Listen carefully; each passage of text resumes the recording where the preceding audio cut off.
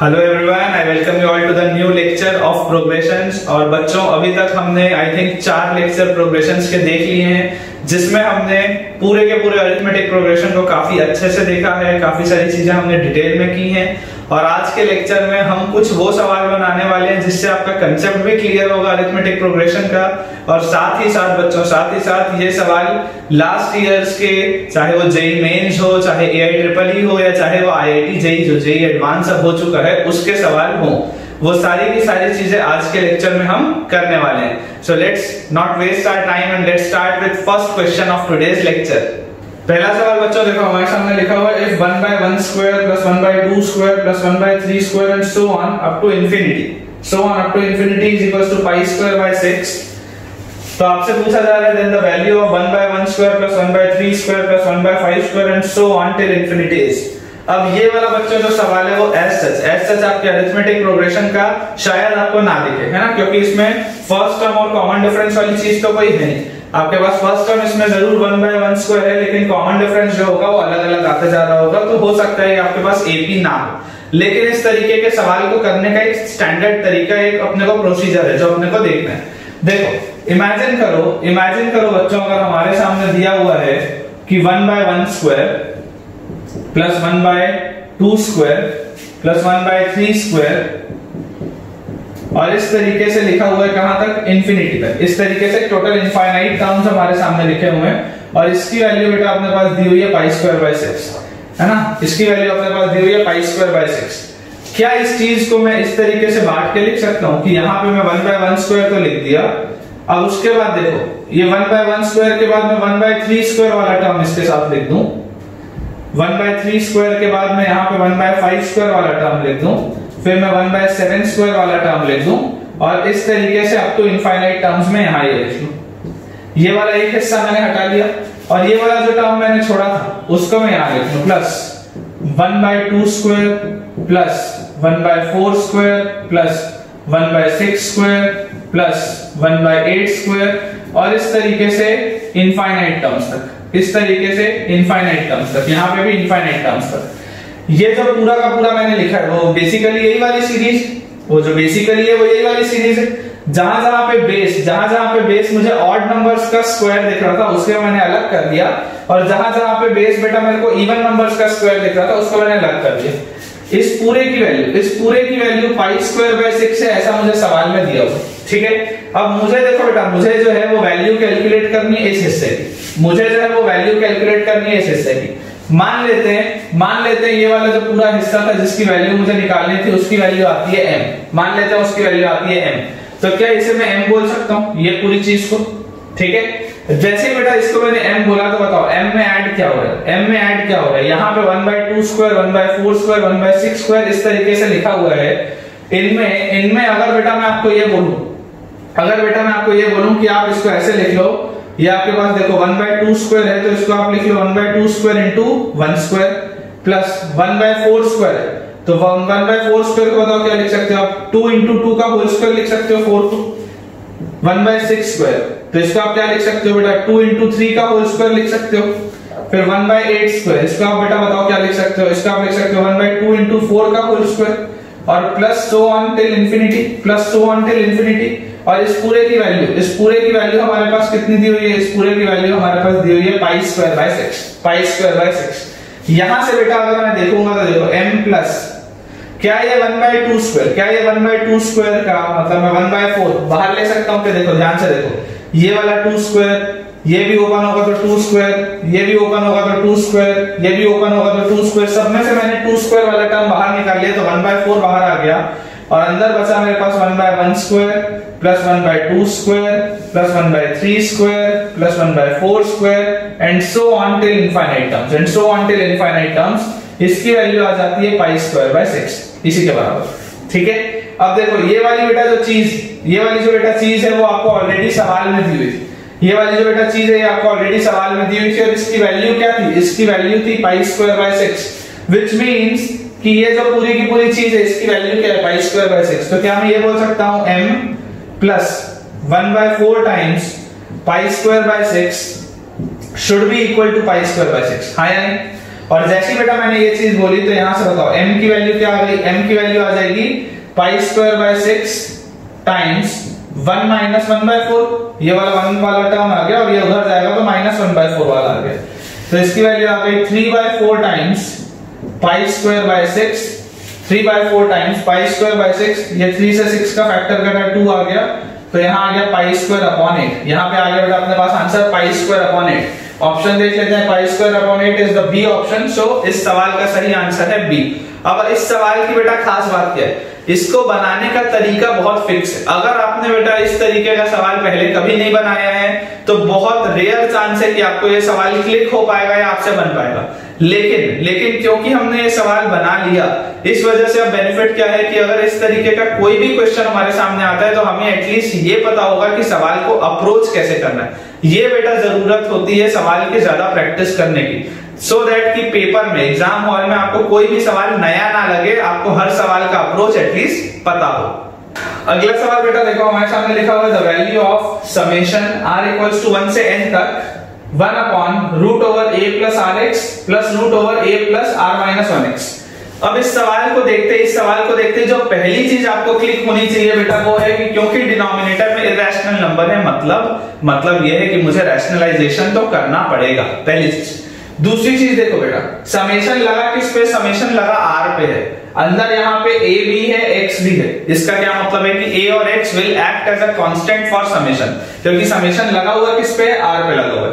तो चलो हम अगर इसको मान लो इसे सॉल्व करते हैं तो देखो सॉल्यूशन में यहां पर अगर मैं इसको रैशनलाइज करता हूं तो क्योंकि ये 1 बाय a प्लस b का फॉर्म है, 1 बाय a प्लस b का फॉर्म है, तो मैं a माइनस b से मल्टीप्लाई और डिवाइड करूंगा, तो यहां पे देखो 1 by root over a plus r x मेरे पास लिखा था plus root over a plus r minus 1x मेरे पास लिखा था, तो बताओ इसको मैं मल्टीप्लाई डिवाइड किससे करूंगा, मल्टीप्लाई इसको मैंने कर दिया a प्लस आर एक्स और minus root over a plus r minus 1x, है ना। ये a प्लस बी के फॉर्म में था तो ये मैंने a माइनस बी वाले से इसको मल्टीप्लाई भी कर दिया और इसी a माइनस बी वाले से मैंने इसको डिवाइड भी कर दिया, इसी a माइनस बी से मैंने इसको डिवाइड भी कर दिया। अब जैसे ही बेटा मैंने ये वाला स्टेप किया, आप ध्यान से देखो ये 1 जब इससे मल्टीप्लाई होगा तो न्यूमरेटर में तो यही चीज लिखी हुई है, समेशन अपन बाद में लगाते रहेंगे, पहले अपन इसको सॉल्व करते हैं।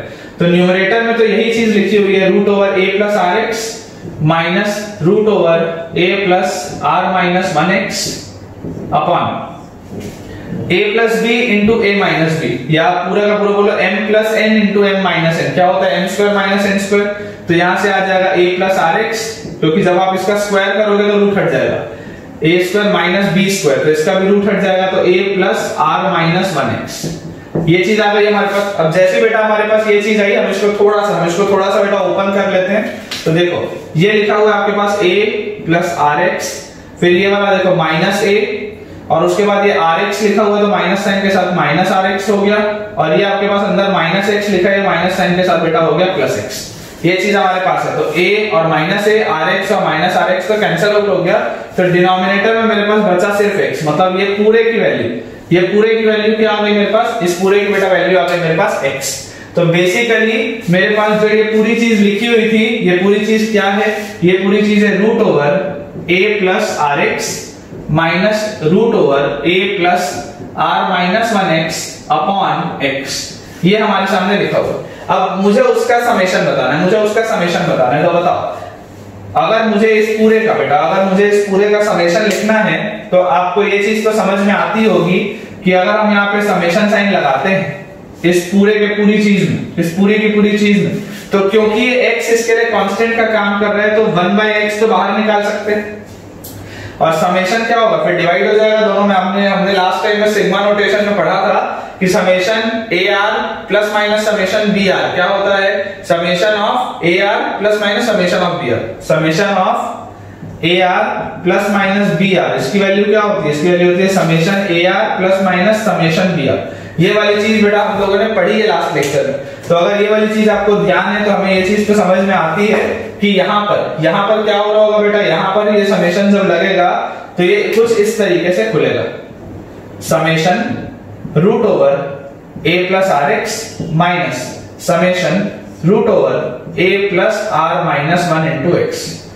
ये वाली चीज मेरे पास आ गई। अब जैसे ही मुझे यहाँ पे समेशन लगाना है, और समेशन कहां से कहां तक है, r इक्वल टू 1 से लेकर के n तक, r इज इक्वल टू 1 से लेकर के n तक, r इज इक्वल टू 1 से लेकर के n तक। तो बताओ क्या आएगा यहाँ पे, जब मैं यहाँ पे बेटा r इक्वल टू 1 रखूंगा, जब मैं यहाँ पे r इक्वल टू 1 रखूंगा, तो देखो जो पहला टर्म मेरे पास बना, पहला टर्म बताओ क्या बना, root over a plus x, ये मेरे पास पहला टर्म बना। और यहाँ पे बताओ जब मैं r इक्वल टू 1 रखूंगा, तो यहाँ पे क्या आ जाएगा, minus times of root over r equal to 1 है तो 1 माइनस 1 कैंसिल आउट हो गया, तो रूट ओवर a, यहाँ पे आ गया रूट ओवर a। फिर जब बेटा हम r इक्वल टू 2 रखेंगे, जब बेटा हम r इक्वल टू 2 रख रहे होंगे, तो बताओ यहाँ पे क्या आएगा, root over a plus 2x, a plus 2x। और यहाँ पे हमारे पास क्या आ जाएगा, minus times of root over a plus, r की जगह 2 आया तो 2 माइनस 1 बन, तो a plus x, a plus x। अगला जब मैं r इक्वल टू 3 रखूंगा, तो बताओ क्या आएगा, a plus 3x root over a plus 3x minus root over a plus क्या आ जाएगा, 2x, root over a plus 2x। और ये चीज इस तरीके से चलते रहेगी। और कहां तक चलेगी बेटा, जब लास्ट वाला आप टर्म रखोगे, जब आप लास्ट वाला टर्म रखोगे, तो बताओ क्या आएगा, जब आप n रखोगे तो आएगा root over a plus nx minus root over a plus n minus 1 into x। ये चीज हमारे पास आ जाएगी, ये चीज हमारे पास आ जाएगी। अब जैसे ये चीज बेटा आई, अब आप मुझे बताओ क्या क्या चीजें कैंसिल आउट हो रही है। देखो ये पहला वाला टर्म जो था, ये जो पहला वाला टर्म था वो कैंसिल आउट हुआ। फिर ये माइनस रूट ए वाला टर्म अभी मुझे दिख रहा है, ये वाला भी देखो जो टर्म है वो कैंसिल आउट हो गया। तो इस तरीके से जब कैंसिल आउट होते जाएगा, जब इस तरीके से बेटा सारी की सारी चीजें कैंसिल आउट होते जाएंगी, तो क्या आपको ये चीज समझ में आती है कि ये वाला टर्म तो खाली बच रहा है, ये वाला टर्म देखो किसी भी चीज से कैंसिल आउट नहीं हो रहा। और क्या क्या कैंसिल आउट नहीं हो रहा बताओ, इधर का पहला हो गया, इधर का पहला हो गया, फिर दूसरा हो गया, इधर का पहला हो गया, उसके बाद वाला भी हो जाएगा। तो इस लॉजिक से अगर मैं बोलूं, अगर मैं इस लॉजिक से बोलूं, तो मुझे ये बेटा पता चलता है कि ये वाला जो लास्ट वाला टर्म होगा, ये वाला जो लास्ट वाला टर्म होगा बेटा, ये कैंसिल आउट हो जाएगा, ये जो लास्ट वाला टर्म होगा ये कैंसिल आउट हो जाएगा। इसको अगर हमको समझना हो, इसको अगर हमको समझना हो, तो हम इसको ऐसे भी समझ सकते हैं कि देखो जब आपने r इक्वल टू बेटा 1 रखा था, तो हमारे पास आया था root over a plus x और माइनस रूट ओवर a। फिर आपने बेटा जब रखा था, तो देखो r इक्वल टू 2, तो root over a plus 2x minus root over a plus x। फिर root over a plus 3x minus root over a plus 2x। और इस लॉजिक से अपन जब लास्ट तक गए थे, तो आया था root over a plus nx minus root over a plus n minus 1 into x। इस लॉजिक से हमने ये देखा था। तो यहाँ पर देखो ये ऐसे बेटा, ये ऐसे कैंसिल आउट होना स्टार्ट हुआ था, ये इस फैशन में कैंसिल आउट होना स्टार्ट हुआ था। तो ये वाला टर्म मेरे पास बच रहा था, और ये आखिरी वाला मेरे पास टर्म बच जाएगा जो मैंने यहाँ पे लिखा हुआ, तो क्या मैं डायरेक्टली यहाँ से ये बोल सकता हूँ कि इस पूरे की वैल्यू, इस पूरे की जो वैल्यू है समेशन की, it should be 1 upon x times root over a plus nx minus root over a। ये मेरे पास आंसर आना चाहिए। अब हम देखते हैं बेटा ऐसा कोई ऑप्शन हमारे पास है या नहीं। तो इस तरीके का option root over a plus nx minus root over a upon x, इस तरीके का ऑप्शन फिलहाल मुझे कोई भी नहीं दिख रहा, इस तरीके का ऑप्शन फिलहाल मुझे कोई भी नहीं दिख रहा।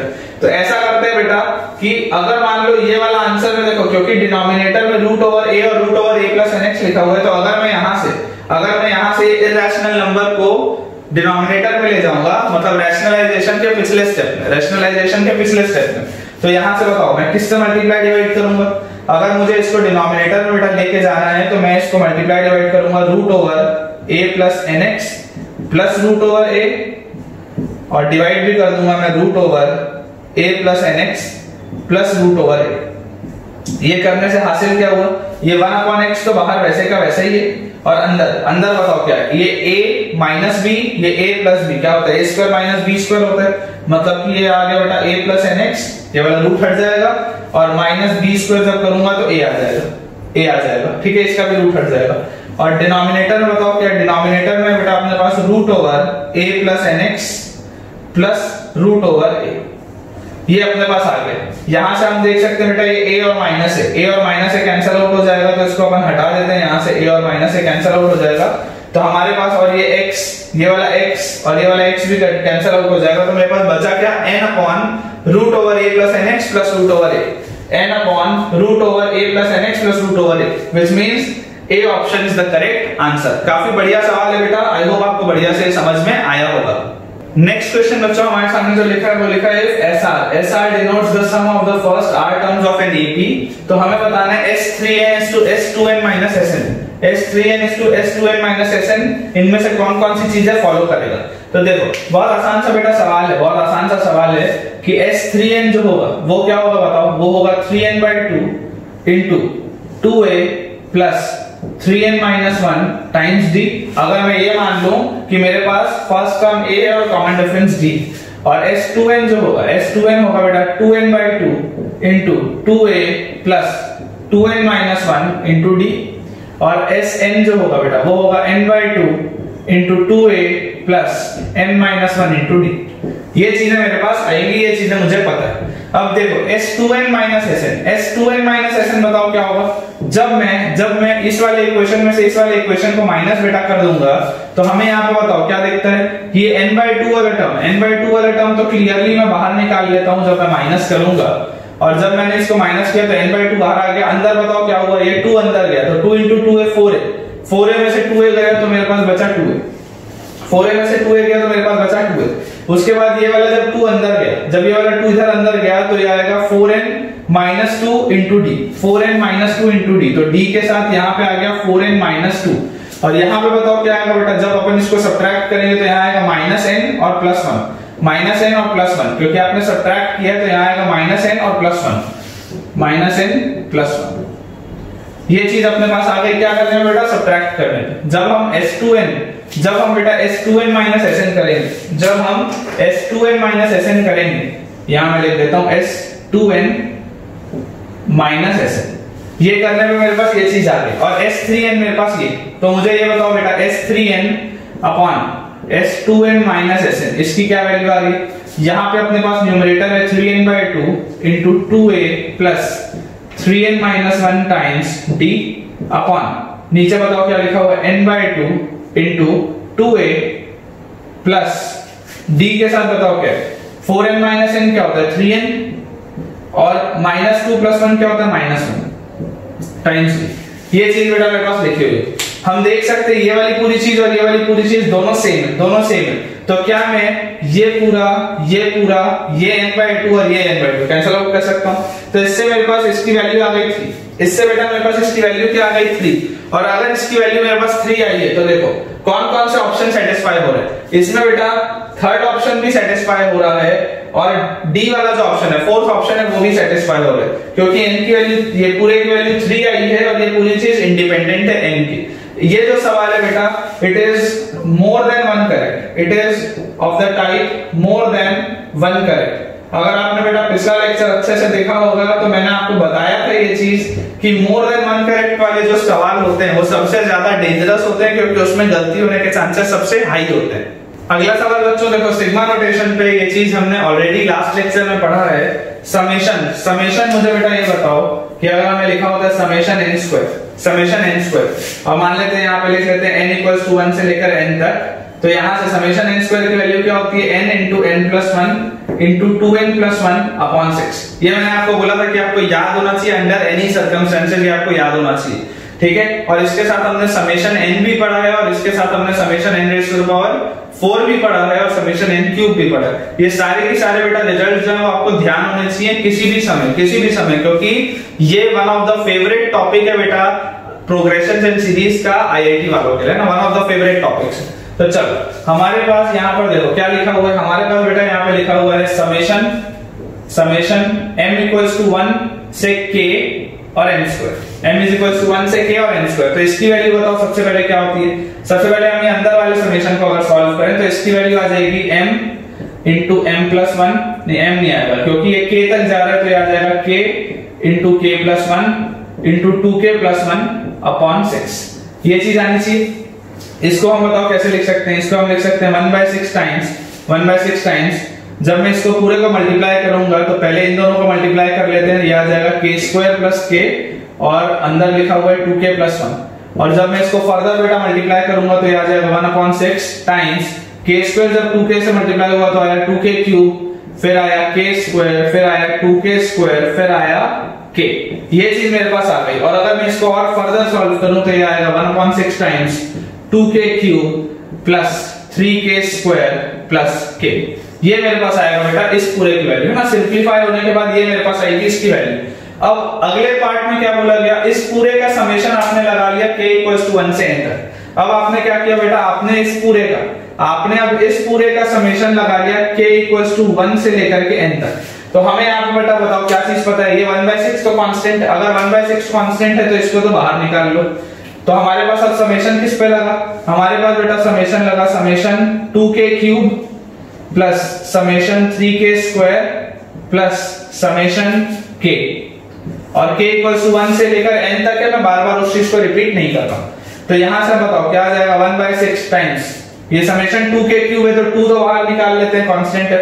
समेशन k क्यूब बताओ क्या होता है, ये होता है बेटा k इंटू, या क्योंकि k आपका 1 से लेकर n तक चल रहा है, क्योंकि k आपका 1 से लेकर n तक चल रहा है तो इसकी वैल्यू आ जाएगी n इंटू n+1/2 का होल स्क्वायर, यही आएगा। इसके बाद 3 बाहर आ जाएगा, समेशन ऑफ k स्क्वायर बताओ क्या आ जाएगा, k = 1 से अगर n तक है तो ये आ जाएगा n into n+1 into 2n+1/6 ये आ गया मेरे पास समेशन ऑफ k स्क्वायर। और इसके बाद क्योंकि समेशन ऑफ k लिखा हुआ है तो बेटा k = क्योंकि वो 1 से n तक है तो आ जाएगा n इंटू n+1/2। ये मेरे पास बेटा फाइनल आंसर आना चाहिए। और यही चीज बेटा आपको ये पूरा का पूरा लिखा हुआ है, यही वाली चीज आपको ये पूरा का पूरा लिखा हुआ है। तो अब हमें जो करना है वो उसको थोड़ा सा सिंप्लीफाई करना है। तो चलो अगर हम सिंप्लीफाई बेटा करेंगे तो सबसे पहले तो ये 2 का स्क्वायर होगा तो ये 4 बाहर आएगा, है ना, यहाँ पे 4 लिख लेते हैं।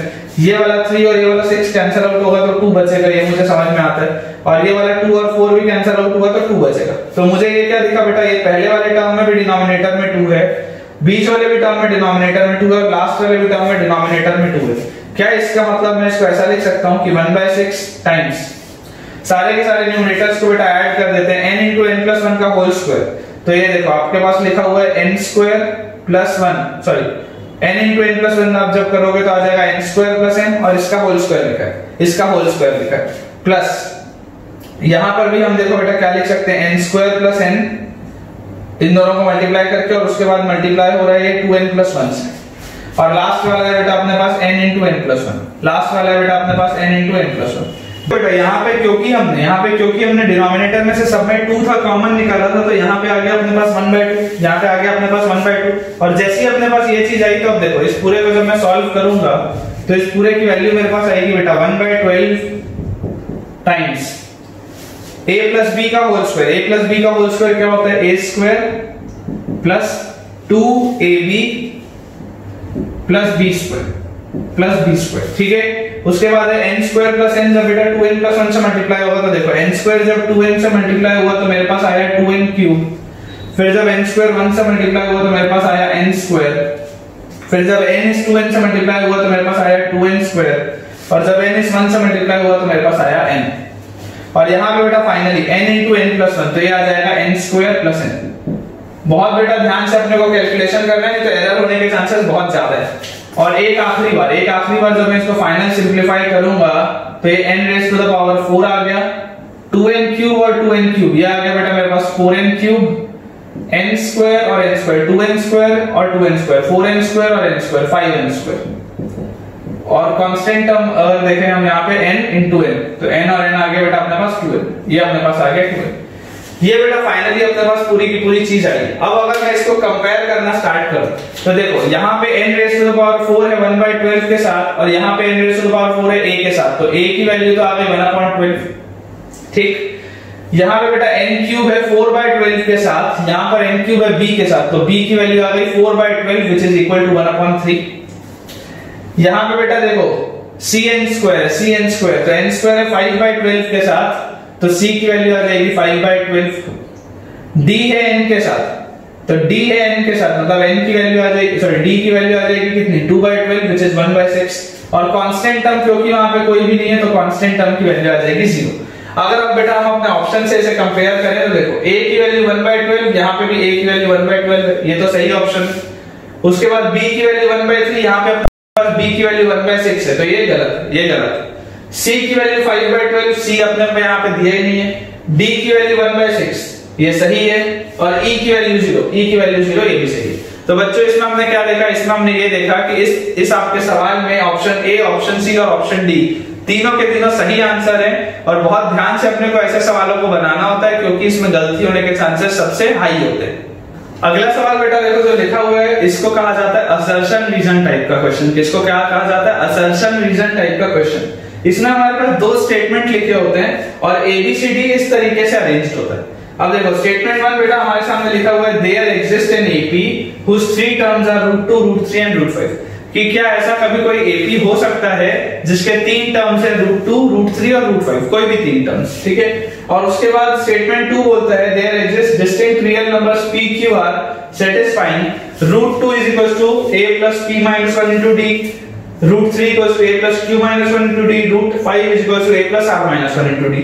अब हमको ये देखना है कि क्या ये दोनों स्टेटमेंट सही हैं, क्या ये एक्सप्लेनेशन सही दिया हुआ है या नहीं। तो देखो सबसे पहले अगर मान लो, सबसे पहले बेटा अगर मान लो कि अगर √2, √3 और √5, अगर √2, √3 और √5 बेटा कोई भी एक एपी का पार्ट होगा तो ये बात तो बिल्कुल सही है, ये बात तो बिल्कुल सही है कि √2 की आप वैल्यू लिख सकते हैं a plus p minus 1 into d, जहां पे मान लो √2 है आपके पास pth टर्म, मान लो √2 है आपके पास pth टर्म। उसके बाद अगर मैं √3 की बात करूं तो √3 की बेटा वैल्यू हो सकती है a plus q minus 1 into d, क्योंकि a और d तो आप कुछ भी ले सकते हैं, a और d तो अपने हाथ में अपन कुछ भी ले सकते हैं।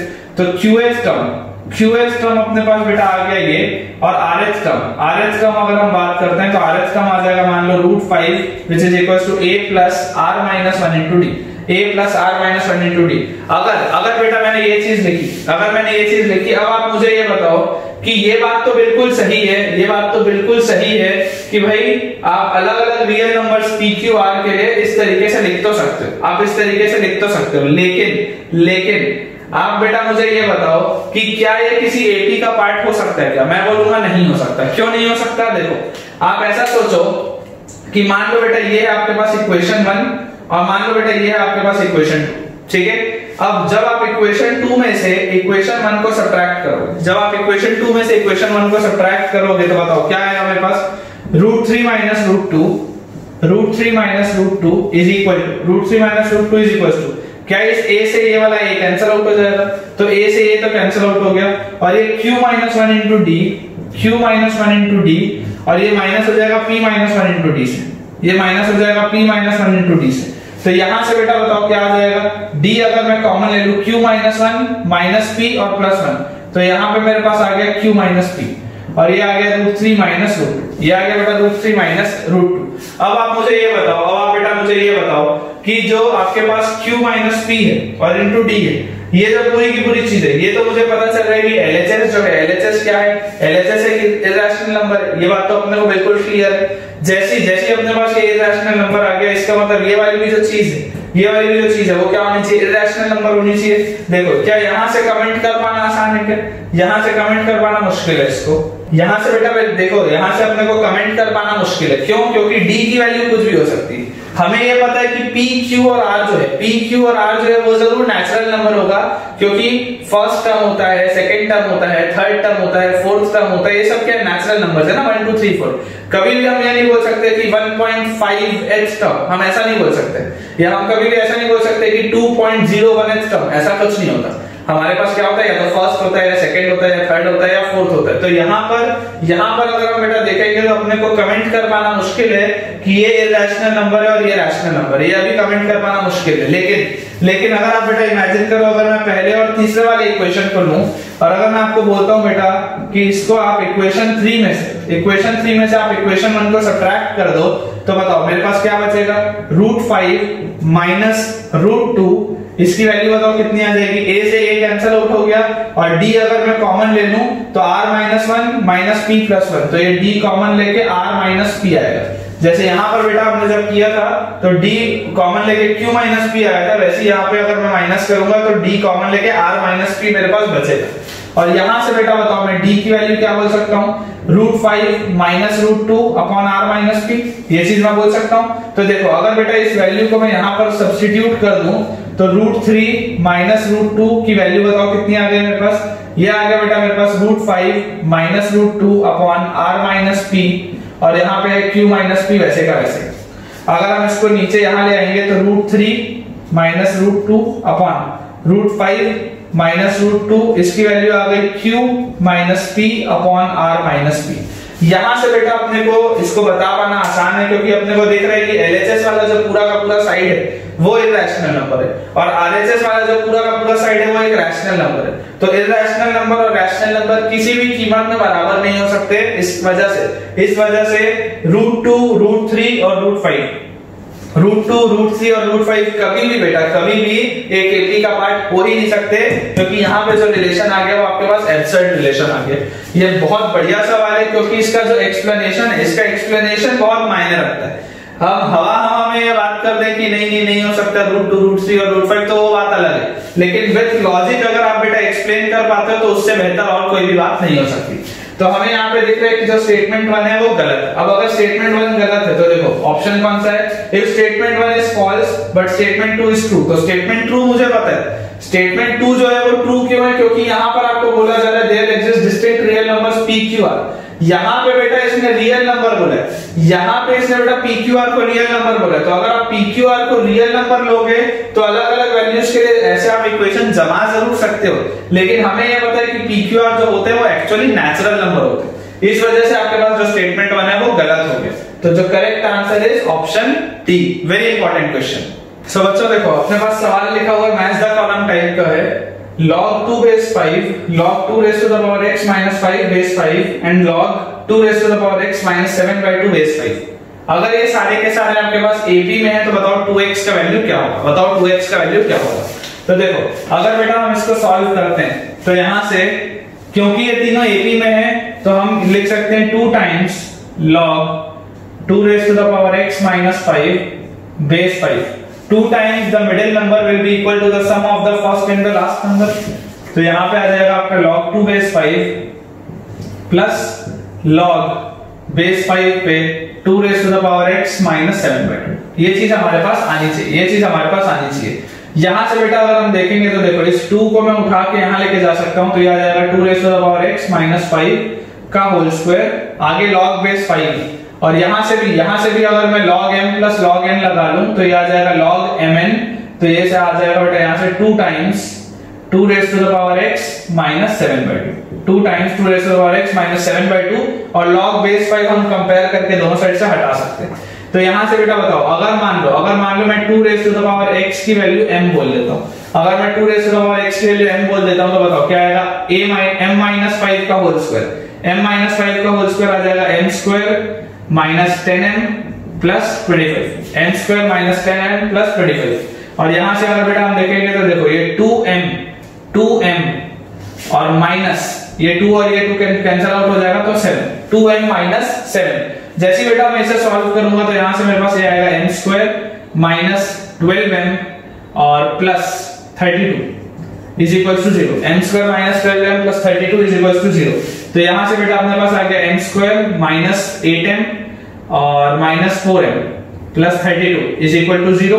यहां से बेटा आ गया अपने पास m स्क्वायर, सॉरी m बाहर निकाल लेते हैं तो m माइनस 8 माइनस 4 बाहर निकाल लेते हैं तो m minus 8 is equal to 0। तो अपने पास आंसर आ गया m minus 4 into m minus 8 is equal to 0, या m की वैल्यू आ गई 4,8, m की वैल्यू आ गई 4,8। इसका मतलब बेटा बताओ क्या, इसका मतलब ये है कि m था 2 raised to the power x, तो 2 raised to the power x की वैल्यू आ गई या 4 या 8। तो x की वैल्यू बताओ क्या हो सकती है, x की वैल्यू हो सकती है 2,3, x की वैल्यू हो सकती है 2,3।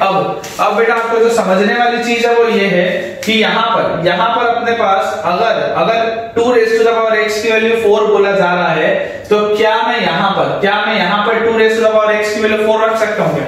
अगर मैं यहाँ पे 4 रखूंगा तो 4 माइनस 5 हो जाएगा, जो कि एक नेगेटिव नंबर होता है और आपका लॉग डिफाइंड नहीं रहेगा। ये चीज मैं आपको बताया कि जब भी हमारे पास log n base a लिखा होता है then this n must be greater than 0, क्योंकि बेटा जब मैं 2 raised to the power x की वैल्यू 4 रखता हूं तो वो डिफाइंड नहीं होता, इस वजह से इसको हमें कैंसिल आउट करना पड़ेगा और 8 इस 8 को मुझे एक्सेप्ट करना पड़ेगा। तो यहां से बेटा देखो मेरे पास क्या आ गया, x की वैल्यू आ गई 3। अगर x की वैल्यू 3 आ गई तो हमारे पास 2x की वैल्यू कितनी होगी, 2x की वैल्यू होगी 6। 2x की वैल्यू होगी 6, मतलब कि ऑप्शन जो ए था, जो पहला वाला सवाल था, उसका करेक्ट आंसर है पी, उसका करेक्ट आंसर है पी। अब इसमें मैं आपको बेटा एक चीज और ये समझाना चाहूंगा कि कभी भी मैच द कॉलम में आईआईटी लेवल के पेपर में ऐसा नहीं होता कि अगर एक ऑप्शन आ चुका है तो बचे हुए सवालों का भी वो आंसर नहीं होगा कि भाई अगर ए का पी आया है तो बी का जो होगा वो क्यू या आर में से ही होगा, पी नहीं हो सकता, ऐसा कभी नहीं होता। आपका सेम आंसर हर बार आ सकता है, आपका अलग अलग आंसर आ सकता है, कुछ भी पॉसिबल है, ठीक है ना, कुछ भी पॉसिबल है। हमें पहले से माइंडसेट कुछ भी बना के नहीं रखना है। अब बच्चों देखो जो सेकंड पार्ट है, सेकंड पार्ट में हमारे पास लिखा हुआ है let Sn denote the sum of the first n terms of an AP. Sn जो है वो sum of first n terms है, S2n की value 3Sn, S2n is equal to 3 times Sn, ये हमारे पास दिया हुआ है। तो हमें S3n बाय Sn की वैल्यू निकालनी है। अब देखो अगर S2n की वैल्यू बेटा 3Sn है तो S2n क्या होगा, 2n bye 2 into 2a plus 2n minus 1 into d is equal to 3 times Sn मतलब क्या आ जाएगा, 3 times n by 2 into 2a plus n minus 1 into d। ये चीज आनी चाहिए मेरे पास। जब बेटा इसको मैं सॉल्व करूंगा तो बताओ क्या आएगा, ये वाला n by 2 और ये वाला n by 2 तो कैंसिल आउट हो गया। जब ये 2 अंदर गया तो ये मेरे पास आया 4a, और फिर ये वाला जब 2 इधर गया तो आया मेरे पास 4nd minus 2d। ये चीज मेरे पास आ गई। और यहां पर अगर बेटा इसको मैं देखूंगा तो 3 अंदर गया तो मेरे पास आया 6a plus 3nd minus 3d। ये चीज मेरे पास आ गई। तो यहां से देखो बेटा ये 4a है, यहां पे 6a है, ठीक है। तो जब मैं इसको इस साइड लेके जाऊंगा, जब मैं इसको इस साइड लेके जाऊंगा तो मेरे पास क्या आ जाएगा, 2a, यहां पे आ जाएगा मेरे पास 2a। और इसके बाद जब ये 4nd उधर जाएगा तो -3, ये -4nd और +3nd तो -nd, और ये -2d उधर जाएगा तो +2d तो -d इज इक्वल टू 0। ये चीज मेरे पास आनी चाहिए। या बेटा मैं यहां से बोल सकता हूं कि 2a is equal to n+1 times d। ये nd प्लस d उधर गया तो हम ये चीज बोल सकते हैं, हम ये चीज बोल सकते हैं। इतना मैंने रिजल्ट निकाल लिया। अब हमसे बेटा वैल्यू पूछी जा रही है S3n बाय Sn की। हमसे बेटा वैल्यू पूछी जा रही है S3n बाय Sn की। तो S3n बताओ क्या होगा, S3n होगा 3n by 2 into 2a plus 3n minus 1 times d upon Sn होगा n by 2 into 2a plus n minus 1 into d। ये चीज आनी चाहिए मेरे पास। ये वाला n by 2 और ये वाला n by 2 तो मैंने कैंसिल आउट कर लिया। यहां से बेटा मुझे आप ये बताओ कि ये 2a की वैल्यू क्या है, n plus 1 into d। 2a की वैल्यू क्या है, n plus 1 into d। तो क्या मैं इसको ऐसा लिख सकता हूं 3 टाइम्स d, यहां पे अगर मैं अंदर कॉमन ले लूं तो अंदर आएगा n plus 1 और प्लस 3n minus 1, ये आ गया अपने पास। और अपॉन नीचे देखो ये वाला जो 2a है, 2a की वैल्यू है n plus 1 into d, तो यहाँ d कॉमन ले लिया, n plus 1 और प्लस n minus 1। ये चीज अपने पास आ गई। हमें ये दिख रहा है d से d भी कैंसिल आउट हो जाएगा, n और 3n, ये 1 और -1 कैंसिल आउट हो गया तो मेरे पास बचा 3 टाइम्स n और 3n की वैल्यू आ गई 4n अपॉन ये +1 और -1 कैंसिल आउट हो गया तो n और n की वैल्यू आ गई 2n। ये n से n भी कैंसिल आउट हो गया, 3 से 4 गया, 2 बचा। अपने पास इसका आंसर आया बेटा 6। अपने पास इसका भी आंसर आया बेटा 6। तो मतलब कि आपका जो बी ऑप्शन है, इसका भी ऑप्शन जो है वो पी सही है। जो मैं आपको चीज बोल रहा था कि कोई जरूरी नहीं है कि अगर एक बार पी आंसर आ चुका है तो अब क्यू और आर नहीं आ सकता। इसका मतलब बी का भी आंसर क्या है, पी। बी का भी आंसर क्या है, पी। ठीक है बच्चों, आज के लेक्चर का लास्ट सवाल हमारे सामने लिखा हुआ है मैच द कॉलम। इसमें भी हमें करना है suppose that f of n plus 1 is equals to 2 times fn plus 1 upon 2 for n equals to 1 2 3 and so on। और अगर f1 की वैल्यू 2 है तो हमें f of 101 बताना है। अब देखो ये वाला बेटा जो सवाल है, इसमें क्या, इसको मैं ऐसा लिख सकता हूं f of n plus 1 is equal to ये 2fn by 2 तो fn आ जाएगा और प्लस हाफ आ जाएगा, ठीक है ना। एलसीएम दिया हुआ था उसको हम इस फॉर्मेट में लिख सकते हैं। अब इसका मतलब क्या है, जब बेटा आप n इक्वल्स टू 1 रखोगे, यहाँ पे n की वैल्यू क्या है, 1 से लेके आगे बढ़ना है। जब आप बेटा n की वैल्यू 1 रखोगे तो बताओ 1 plus 1 f2 की वैल्यू कितनी आ जाएगी, f2 की वैल्यू आ जाएगी n की जगह 1 रखा है तो f1 plus हाफ। f1 की वैल्यू मुझे 2 दी हुई है तो 2 plus हाफ कितना होता है, 5/2।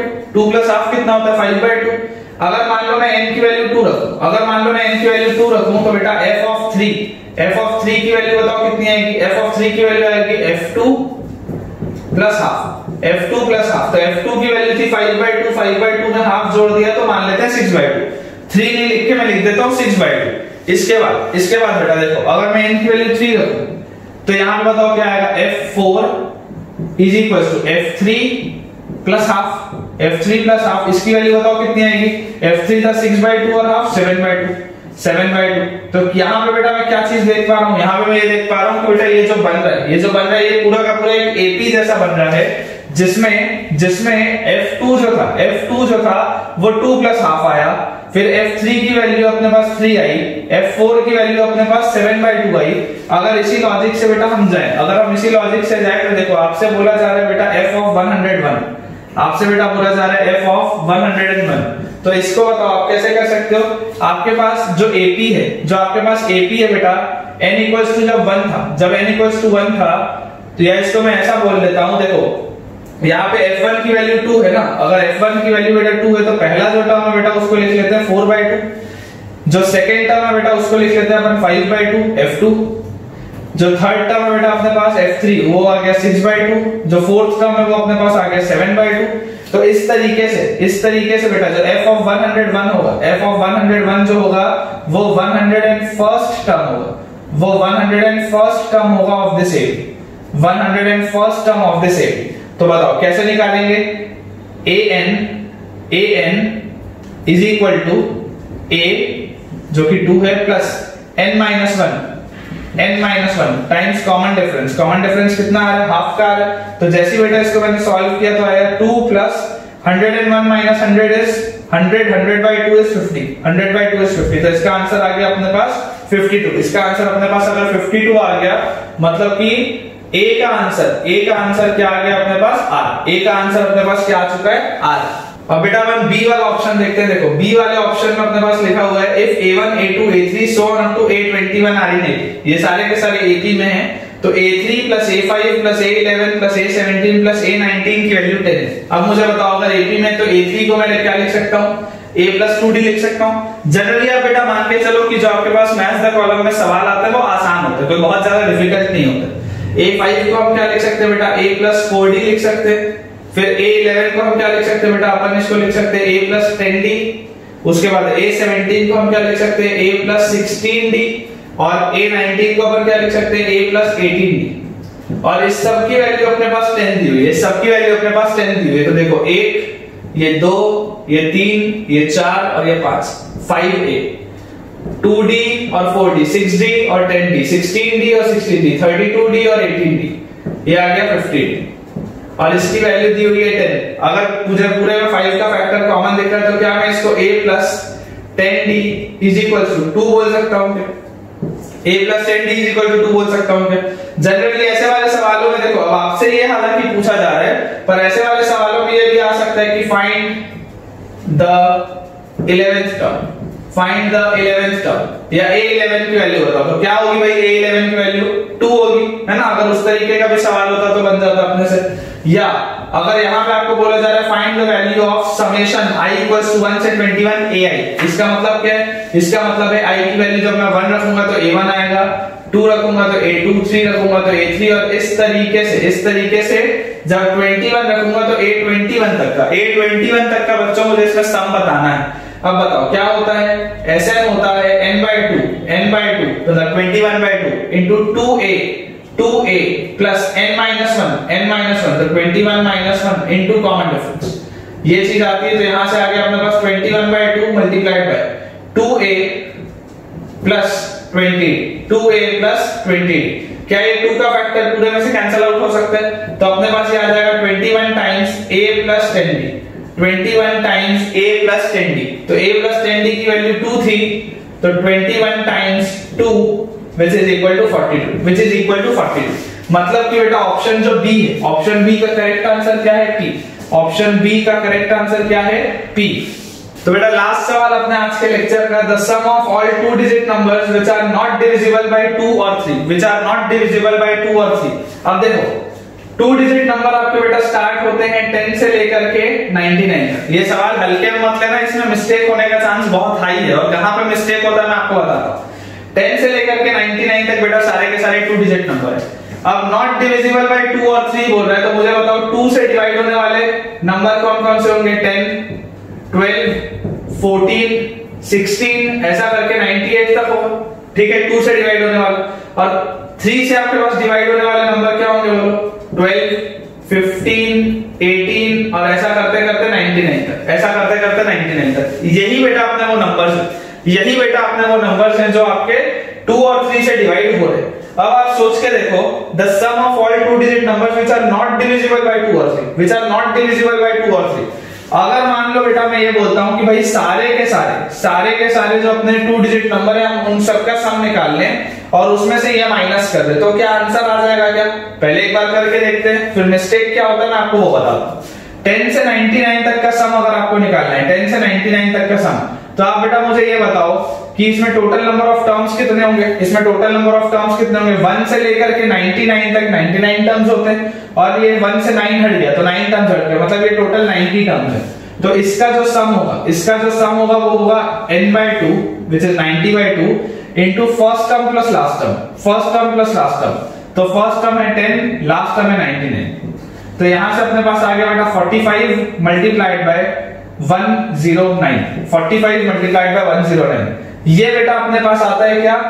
सारे के सारे इन 2 डिजिट नंबर का सम। ठीक है, अब अगर मान लो मैं इनका सम निकालूं, सम ऑफ नंबर्स डिविजिबल बाय 2, अगर हम 2 से डिवाइड होने वाले नंबर्स का सम निकालें तो वो कौन कौन से हैं? 10 से लेकर 98 तक है। तो देखो ये बताओ टोटल कितने इसमें टर्म्स होंगे बेटा? यहां पे अगर सबसे पहले मैं an निकाल लूं तो an क्या है? 98, और an क्या होता है? a plus n-1 into common difference है 2 का, तो इससे मुझे ये पता चल जाएगा कि सीरीज में टोटल नंबर ऑफ टर्म्स कितने। तो यहां से 98 में से 10 माइनस हुआ तो 88 की वैल्यू आ जाएगी n-1 इंटू 2, यहां से 44 आ गया n-1 का वैल्यू, तो n का वैल्यू आ गया 45। इसका मतलब क्या है कि इस सीरीज में टोटल 45 टर्म्स है, इस सीरीज में टोटल 45 टर्म्स है। तो इसका बताओ सम कितना आ जाएगा जो 2 से डिविजिबल हो रहा है? वो आ जाएगा बेटा n/2 into first term plus last term, तो आ जाएगा 10 प्लस 98। इसको हम बोल सकते हैं कितना? 108। इसको हम बोल सकते हैं कितना? 108। तो 108 जब 2 से डिवाइड होगा तो ये अपने पास आएगा 45 इंटू 54। अब आखिरी में अपने पास बेटा बच जाता है, अपने पास आखिरी में बच जाता है sum which is divisible by 3। This is divisible by 3, sum which is divisible by 3। तो इसके लिए भी अगर मुझे an बेटा निकालना हो, तो an क्या आ जाएगा? 99 is equals to a plus n-1 into d है यहाँ पे 3, तो 99 में से 12 माइनस हुआ तो 87 में से बेटा अगर हम 3 से उसको डिवाइड करेंगे तो हमारे पास आएगा 29, n की वैल्यू आ जाएगी 30। आप सॉल्व कर लेना, n की वैल्यू अपने पास आ जाएगी 30, मतलब कि ये वाली सीरीज में टोटल 30 टर्म्स। अब जब बेटा 30 टर्म्स हैं तो बताओ क्या आएगा अपने पास? इसका सम आ जाएगा n/2 into first term plus last term अपने पास आएगा 12 प्लस 99 कितना होता है? ये आ जाएगा बेटा अपने पास 111। तो इसकी वैल्यू आ गई अपने पास 15 टाइम्स 111, इसकी वैल्यू अपने पास आ गई 15 टाइम्स 111। अब सवाल ये उठता है कि अगर मैं टोटल में से टोटल बताओ इन सबका सम कितना था? इन सबका सम था 45 इंटू 109। अगर मैं टोटल में से बेटा ये वाले को और ये वाले को माइनस कर दूं, कि वो सारे नंबर जो 2 से डिविजिबल हैं और वो सारे नंबर जो 3 से डिविजिबल है, अगर आप बोल देता हूं माइनस करने के लिए, तो ये गलत है। ये गलत क्यों है? ये गलत इसलिए बेटा क्योंकि आप बहुत ध्यान से आप सोच के देखो, ये वाली सीरीज में देखो 12 आ रहा है, यहाँ 16 के बाद 18 आएगा, ये देखो ये वाली भी सीरीज में 12 आ रहा है, ये भी 18 आ रहा है। बोलने का क्या मतलब है कि जब तुमने इसको माइनस किया और जब तुमने इसको माइनस किया तो तुमने ये 12 वाला नंबर, 18 वाला नंबर, 24 वाला नंबर ये 2 बार माइनस कर दिए। वापस ध्यान से सोचो, जब तुमने पहली वाली सीरीज को माइनस किया और जब तुमने दूसरी वाली सीरीज को माइनस किया तो ये 12 दो बार माइनस हुआ, 18 दो बार माइनस हुआ, वैसे 24 दो बार माइनस होगा। या मैं ये बोल सकता हूं कि जितने नंबर 6 से डिवाइड हो रहे होंगे 2 और 3 के प्रोडक्ट से, 2 और 3 के प्रोडक्ट से जितने नंबर बेटा 6 से डिवाइड हो रहे होंगे वो सारे के सारे नंबर आपने 2 बार सब्ट्रैक्ट कर दिए, जबकि हमको उन्हें 2 बार नहीं सब्ट्रैक्ट करना है, हमको उन्हें सिर्फ और सिर्फ 1 बार सब्ट्रैक्ट करना है।